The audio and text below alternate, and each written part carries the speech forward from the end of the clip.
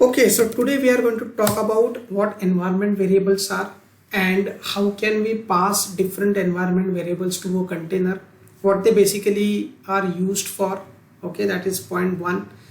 Another point, how to pass the environment variable to a container, and then how can we pass the environment variables through env file. So these are few things which we are going to discuss. Now let me just see if my container is, any of my containers is running. Yeah, I have these both containers, but they are in stopped state. So let's start them. Container start Nexus.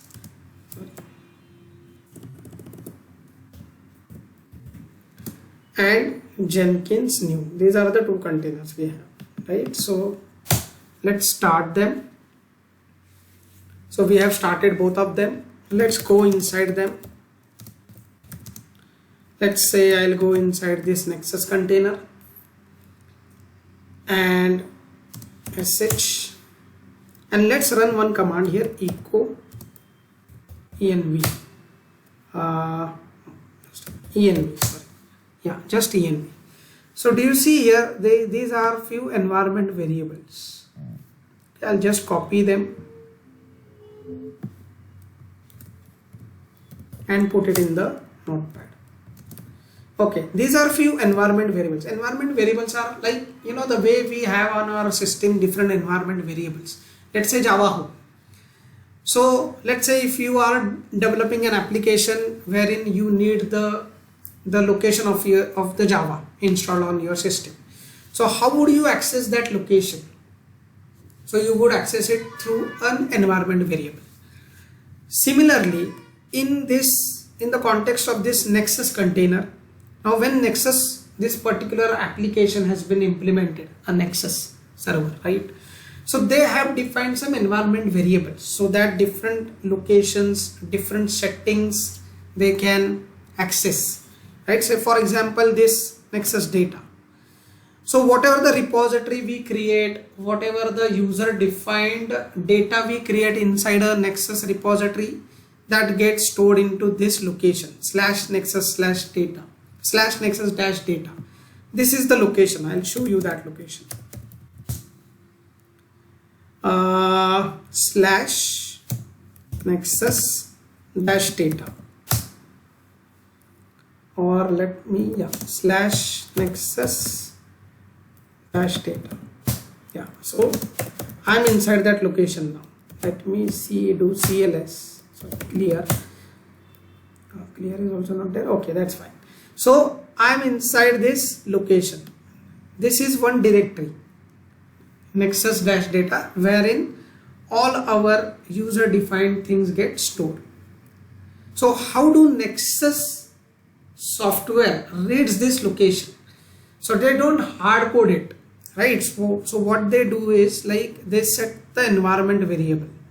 Nexus_data is the environment variable to which this location has been set, and now this location would be the one where all our user defined data would be stored. Another environment variable is the host name of this container. Now you can see the host name is set to some kind of a arbitrary value here, but we can set own host name while starting the container. Then another is Sonatype dir. So this Sonatype dir is again a location where all the Nexus related files are kept, right? So these are few, like this home location. These are few environment variables. Even this install 4j add VM params. So these XMS and XMX. So these are also set as one of the environment variables, right? This like in case of you, Sampada, when we had installed Nexus on our bare metal system, in JVM options file we had set these options on your system because Nexus was having an issue in getting started, right? So when you want to set those things inside the container, so you have to set those as a value to the environment variable. I'll show you. Nexus underscore home is again another environment variable which has this location set. So there are a lot of environment variables or settings which a particular application needs. Okay, so when a particular application needs any setting, for that matter a directory location, or let's say a database name, or let's say a username, password, any kind of a setting if any application needs, so that application access those things from the environment variables. Now these environment variables are the default environment variables, but we can change this when we are starting a container, right? When we are starting a container, we can set the different values to these environment variables. I'll show you now how can we do this. Okay, so I have already just got those environment variables copied. So this is the name of the environment variable and this is the value of it, which we can modify according to our choice. Say host name. Host name also we can modify. Now I'll show you how can we do this. Let me come out of this container. Sorry, CLS. And now when we are running the container, let's go to the file where we have our Docker commands and we have this Docker commands and we have a command to start the container, right? So let me start a new Nexus container, and then in that container we will see, this is the Nexus container command, docker run. So I'm using this, but now while running,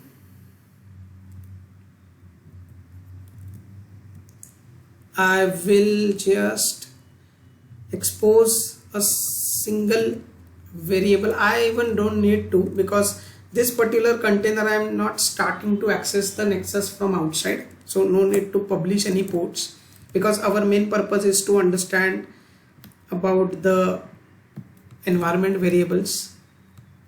So let's give some different name, say Nexus new, something like that, and then let's not attach the PV also.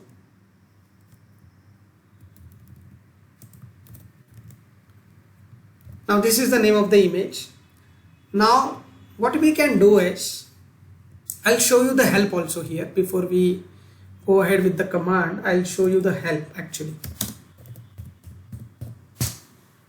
See, in this help you will see one -e argument which is for environment variables. See here, -e. Okay, or you can specify --env. So this argument you can use to set environment variables of container. I'll show you one example where we will set one environment variable, and then we will also see how can we set multiple environment variables. Okay, but let's start with single. So let's modify this command. I don't want any port forwardings and all. Okay, now I also don't need any volumes. I'll say new, just a different name to the container. And now what we will do is, to this Nexus data environment variable, we will set some different value. Okay, so -e, then you have to provide the name of the environment variable. So you have to provide a name of the environment variable which is Nexus underscore data equal to, then the value you want to set. So I'll set some different value. I'll say, instead of Nexus dash data, I would say Nexus dash PD data, something like that. And let's run this container. Now the container is running. Now let's go inside the container, docker exec -n. We don't really need to wait until the server starts completely, because we are not going to access it, right? We are simply going to check if our environment variable has been set to the user defined or our own defined value or not. That is the only purpose. Docker exec -it, then nexus new and sh, and now I will just print the value of my environment variable. So I can either say env, which will show me all the environment variables set, or I can even individual environment variables also I can print. So I'll say echo dollar and the name of the environment variable. So this is the environment variable.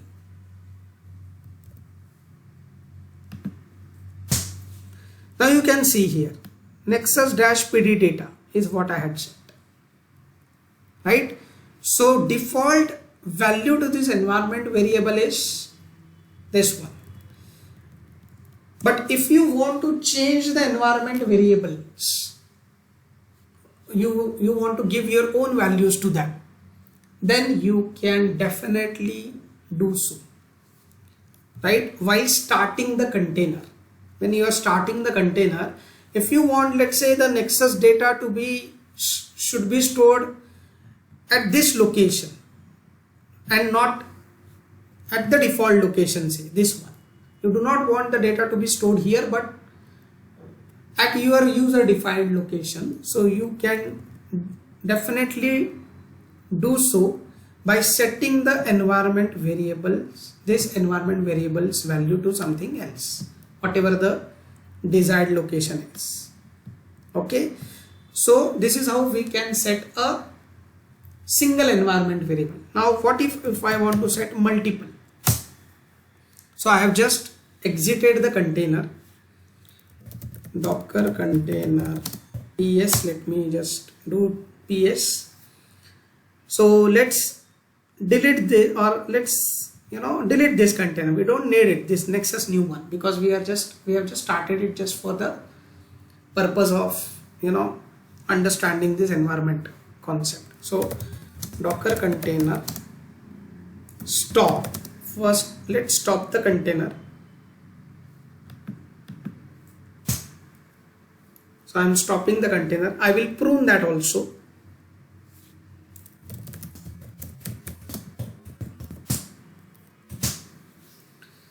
Now let's see how can we set multiple environment variables. So what you need to do is, after this -e, you have to just keep mentioning the environment list of environment variables. I'll show you now. Let's say we want to set, for example, this home environment variable. For an example, let's take an example. Okay, now what I'll do is, here I'll just define that the name of that environment variable, let's say or let's do this one, nexus_home. Let's set this environment variable. So nexus home equal to, into the double quotes, you can set whatever the value you want. So I'll say this one, and I will just do one modification there. So I'll say my nexus. Okay, now this particular container, we do not want to, let's say, preserve this container. Like, we are just doing it just for the sake of understanding the env concept right now. So whenever we will exit this or stop this container, we want to remove it also, because otherwise stopping a container and removing it is a two-step process. Now we have already understood how can we make sure that if I am stopping a container, I want it to be removed also after stopping. So for that we have already understood this --rm. So what this --rm does, it auto removes the container, auto deletes the container as soon as you stop it. And we definitely want this to happen in case of this container, because this is just a practice kind of a container. This you cannot do with your regular application containers. Please understand. This you should not do with your regular application containers. Otherwise, if you stop the container just for the sake of, let's say, a maintenance activity, then it would remove that container also, which definitely you do not want to happen, because it's a container which hosts your application. But this is just a kind of a utility or practice container we are creating. So even if this gets removed, it's no harm to us, right? So --rm, and let's start. Okay, so just a second. Yeah, actually it okay, just a second. Basically when we set an env, there is a mistake here.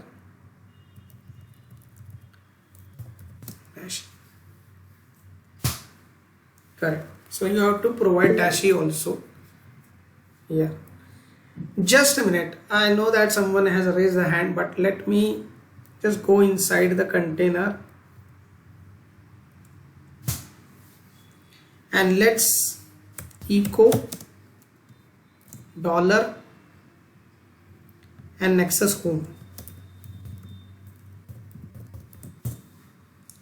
See here, nexus home environment variable has got the value I have set,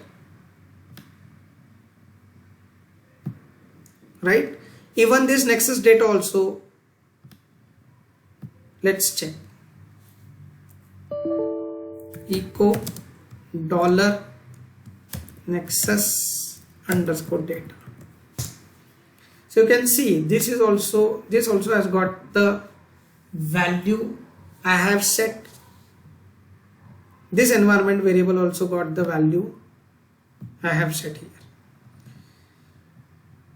Now exit, and now as soon as I'll stop this container, it would be removed also, because while starting it we had sent this argument --rm, auto remove.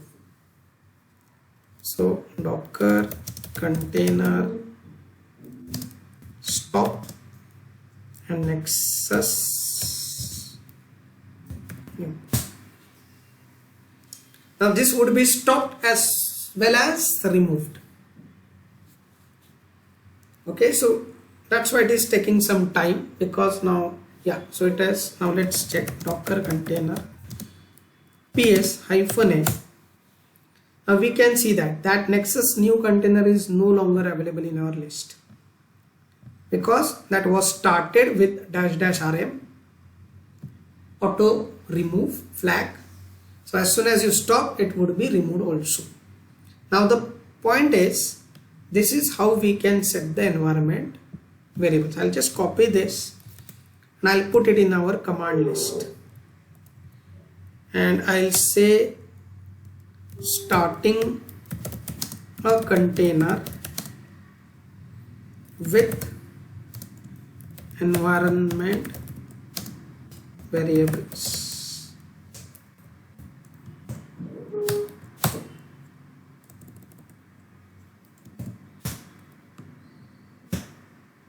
Yes, this is the command. Yes, Rameshri. Sorry, Sampada. Yes. So Pranam, this environment variables that we set, so this we have to do right when we are setting up the container, right? No, even if, let's say, few applications, they need the environment variables to be set at the time of starting itself.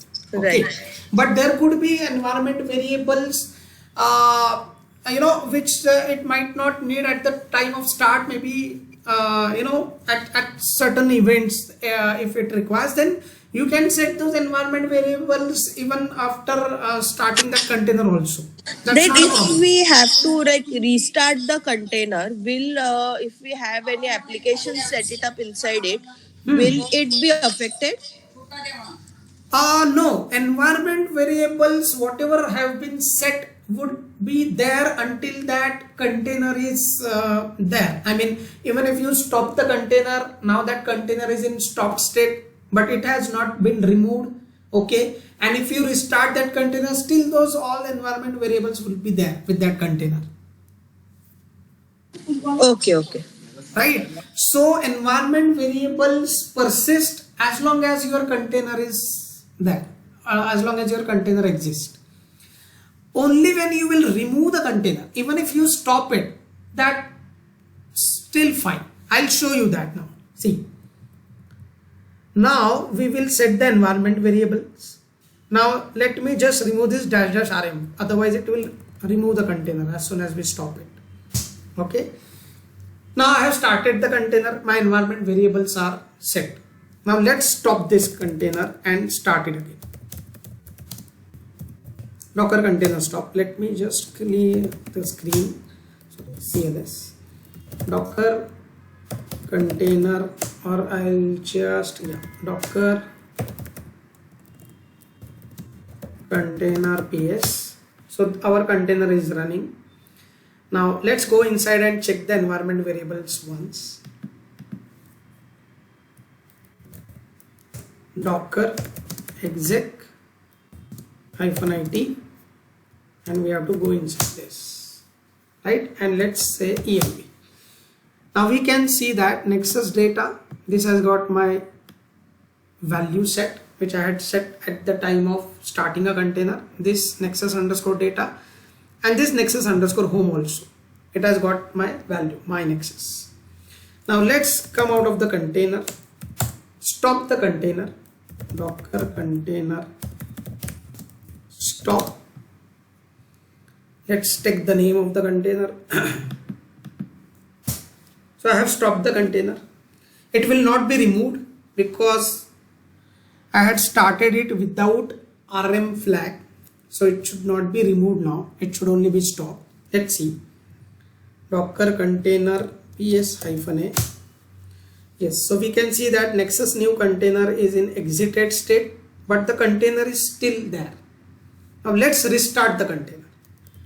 Docker container restart, or start, sorry, not restart, start, and Nexus. So I am starting a stopped container. Okay, now let's again go inside it, and now let's hit env. Now you can still see those environment variables set. You can still see the value here as well as here, right? So environment variables stays with the container. I mean, as long as you have your container, even if it is stop state, doesn't matter, but as long as you have it in existence, your environment variables would be there.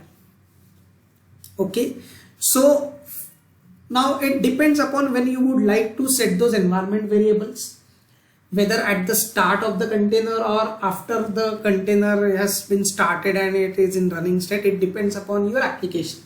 If your application needs those environment variables to be in existence before the application starts, then definitely you will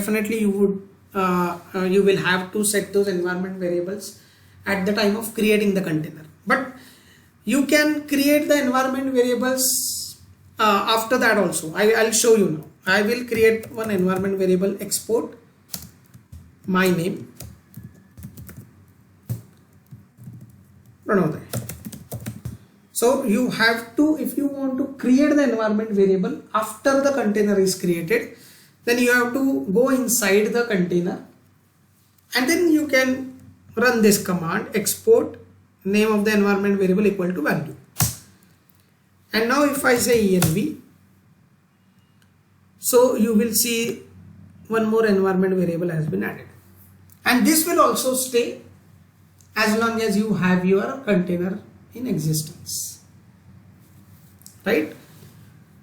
Now another point is, let's say I want to set multiple environment variables. Like here you can see I have like lot of environment variables here. Now definitely I can set the environment variables the way I had set, -e here, -e, and then the name of the environment variable again dash e and the name of the environment variable like this. This is fine, but what if you have lot of environment variables, multiple environment? This approach is fine when you have one or two maximum environment variables to set. But if you have a long list of environment variables to be set, then this is quite cumbersome to send it as an different arguments. So what we can do is we can create a env file. I'll show you now how can we create that. I'll just exit this. Let me remove the container now. I don't need that container anymore. Prune. Docker container es -l. Let's see. Okay. Let me stop the container. Docker container stop. Nexus new. And then I will prune it.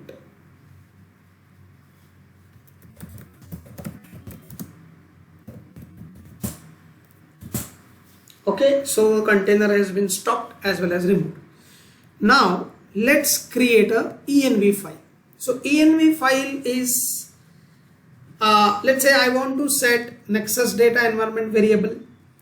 Then I want to set, say, let's remove few of this. Sonatype dir environment variable I want to set, say. So I'll say Sonatype pd underscore pd, and then let's remove these as we don't want. Let's say I want to send set this xms and xmx also to some different values, say for example. So I'll say 1024 1024. Even this max directory memory size also I want to set it to 1024. Then let's remove the other ones which we do not want to set, say this one, and even this path also we don't want to edit anything here. Now here also I will say dash pd. Here also I will say dash pd. Okay, now this is my file which has got environment variables. Name of the environment variable equal to value.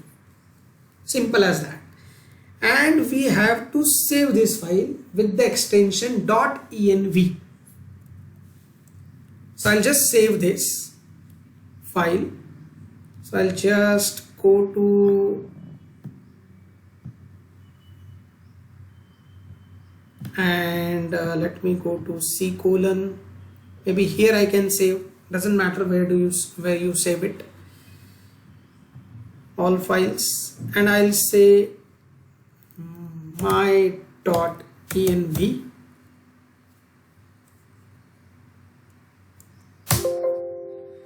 It is not, I don't have the permissions to save it on C:. Okay, let me save it in some directory. That's absolutely fine.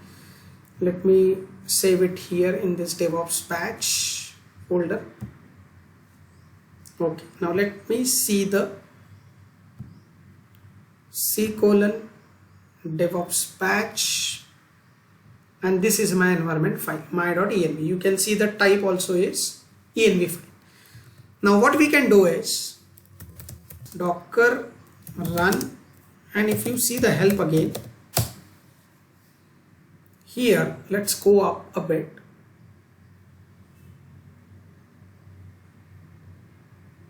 See here you can say --env file, and then you can specify the file, the path of the file I mean, in which you have defined the environment variables. Now I'll show you how can we do this. Let's go to our command. Now we don't need to set the environment variables with -e. Even this is not required. Right? Now we need this equal to, and then you have to provide the path of the env file, which is C:,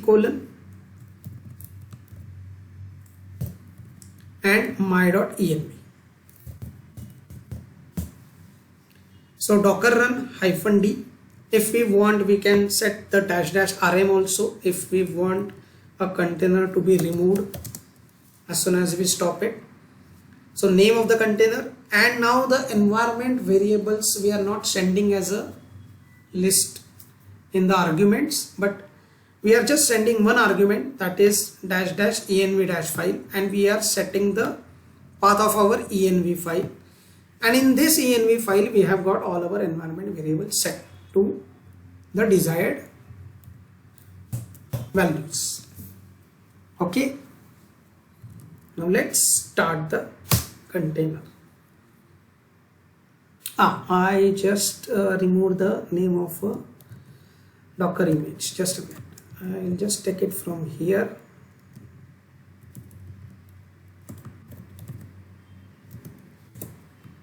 Name of the Docker image also it fits, right?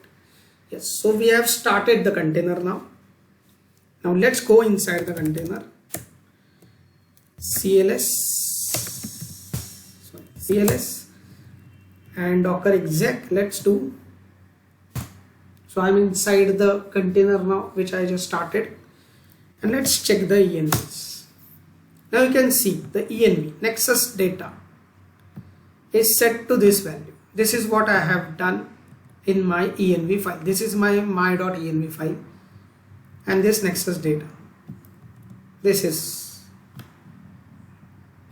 the environment variable, right? Then we set sonatype _dir. This also we can see here. See, this is also has got set with the value I have set in my env file. Now let's check out this. So you can see here, install 4j add VM params, XMS 1024 I had set, it was 2073 default. This is also 1024. This is what we have set in our env file. Sonatype work also we can check. Sonatype _work, sonatype _work. This is the value, and this is the env and its value. Even nexus _home we can check. Nexus _home.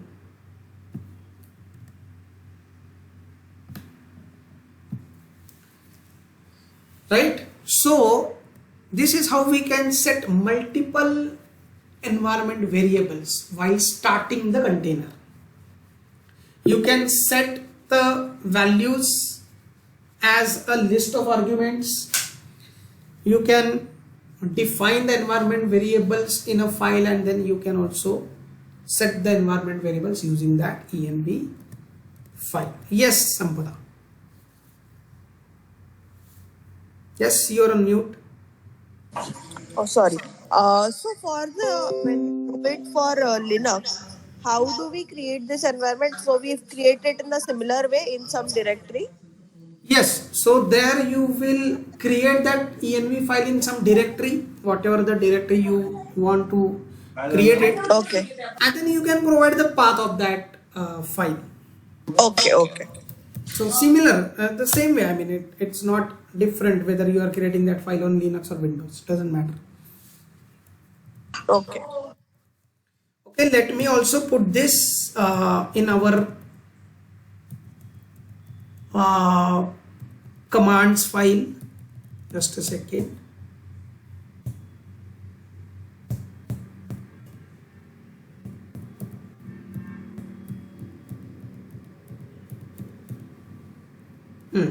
This one.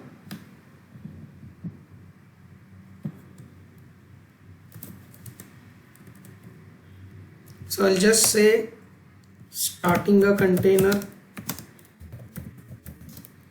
with environment variables defined inside .env file, and this is the command for it. I'll just highlight these commands just to differentiate it from the other text. and I'll upload this file. So I'm just maintaining all the commands in our file so that you can have a ready reference for the commands, right? So this is what the environment variable is, and this is how you can set the different environment variables. Now you can go to any, let's say, a Docker Hub page for any of the Docker image. Let's go to the Nexus Docker Hub page, Docker Nexus.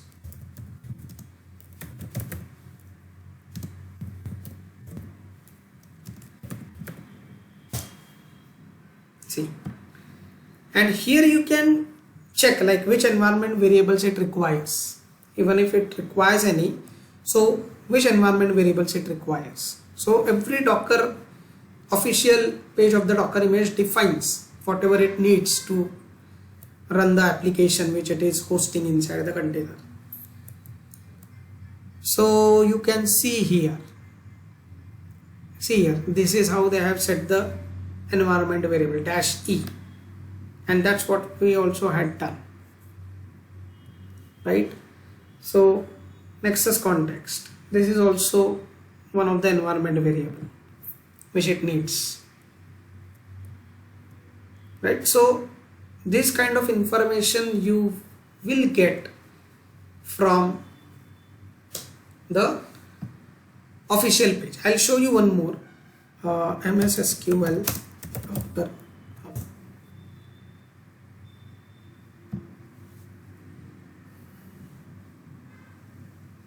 Here also you will see different environment variables. See here, MS SQL SA password and MS SQL PID. These are the environment variables it needs basically, right? So see here, it says that it requires the following environment flags. These are the environment variables it needs, is what it says. So when you are creating a container, you can set the values to these environment variables. So every, see here, environment variables. So it shows you the different environment variables it requires, right? So the purpose, we can also read what is the purpose of each environment variable there. But the purpose, that application sets the environment variables for some purpose. Let's say when you are setting up a database, now you want to choose a password for your database. So that's what they are saying. So you can set the password to the database which would be created inside the container using this environment variable. So they explain the purpose as well as they explain the list of environment variables we need to set, and accordingly we can set the environment variables while starting the container itself, and accordingly your application would be configured and it would be started.